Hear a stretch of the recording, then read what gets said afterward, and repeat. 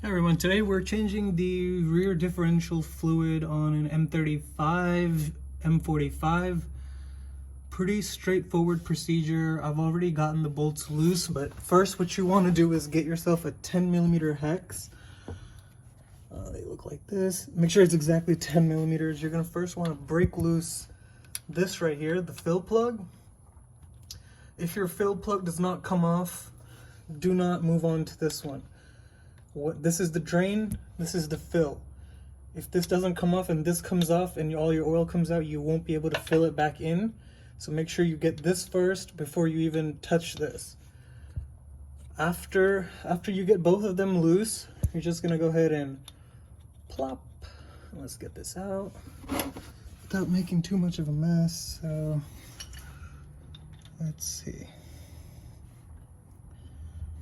And the oil's coming out fairly clear, like yellowish, so I guess, oh yeah, it's coming out yellowish brown, which is better than what I've expected. I guess that means it must have been changed once by the previous owner.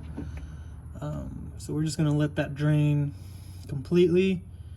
Now, what I'm gonna be doing is I'm gonna be filling it using the, one second, let's get out of the car here. I am using this one, the Valvoline 75W90. Basically, this is like an easy squeeze. You just take it in there, squeeze it all in there, and then once it starts overflowing, you're good.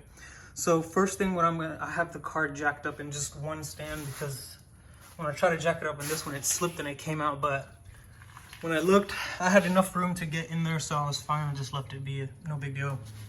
But I'm gonna fill it up as much as I can right now, and then I'm gonna remove the car from the jack stand, get it on a level place, and then top off a little bit more as needed until you have to make sure the car is on completely level. And then once it starts overflowing and you're in a level place, you're just gonna screw the top fill plug, and that's it. You just make sure you're good to go. And if you've stripped any of the bolts like me, I've stripped the fill plug. I'm gonna put that just slightly loose to where I can easily get it off next time. And I'm just gonna go underneath the car after I get the new part, and I'll just replace that plug.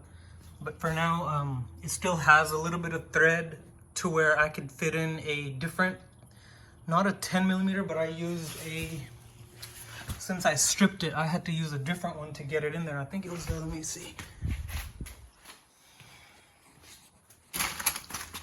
It was this, so what is that?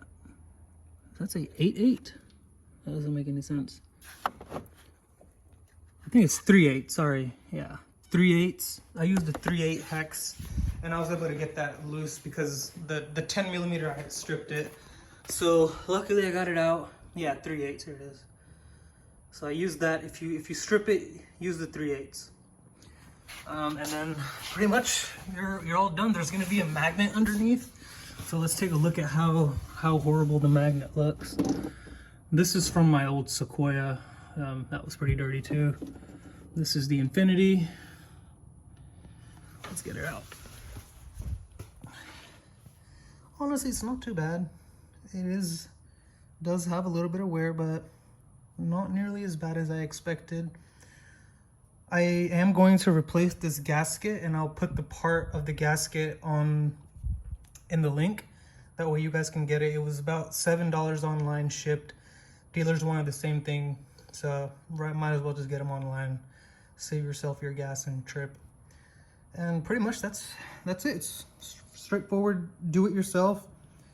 A couple of shops, you'll be surprised, wanted $300 for this service, drain and fill. You know, it's just trying to bend you, but if you know a little bit of wrenching, you're good. I will say removing the fill plug was fairly challenging. It was very tight, but just once you get the fill plug out, everything is fair smooth. So there you go. Good luck. Thanks everyone for watching.